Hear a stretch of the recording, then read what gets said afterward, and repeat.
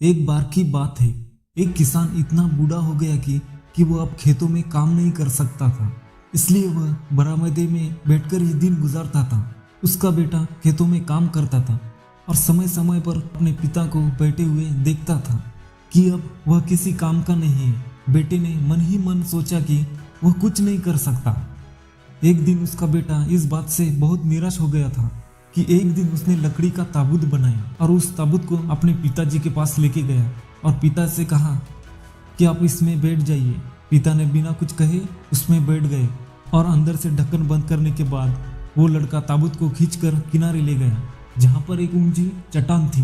जैसे ही वो ऊंची चट्टान के पास गया, उसने ताबूत के अंदर से ढक्कन पर एक हल्की सी आवाज़ सुनी तो उसने ताबूत खोला, लेकिन उसका पिता अभी भी वहाँ शांति से वही लेटा हुआ था। पिता ने देखा और बोला उस बेटे को, तुम मुझे इस ऊंची चट्टान से ऊपर से फेंकने वाले हो, लेकिन इससे पहले तुम ऐसा करो, क्या मैं तुम्हें एक सुझाव दे सकता हूँ?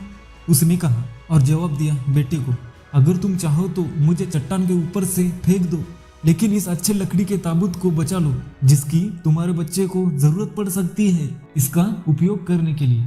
पिता के मुंह से ऐसी बातें सुनकर वो लड़के के होश उड़ गए। एक दिन आप अपने जीवन में देखेंगे कि आपका मूल्यांकन इस बात से किया जाएगा कि आप उन लोगों से व्यवहार कैसे करते हैं जिनसे आपको कुछ नहीं मिलता। आप किसी ऐसे व्यक्ति के साथ कैसा व्यवहार करते हैं जो आपके लिए उपयोगी नहीं है। क्या आप उनके साथ वैसा ही उसी समान व्यवहार करते हैं जैसा आप करते हो? कोई व्यक्ति जो आपके लिए फायदेमंद है, सिर्फ उसके ही बारे में मत सोचो, बल्कि सभी के ही बारे में सोचो और सभी के साथ ही समान व्यवहार करो। यह मोटिवेशनल कहानी आपको कैसी लगी दोस्तों, कमेंट में ज़रूर बताएं और ये कहानी देखने के लिए बहुत बहुत धन्यवाद।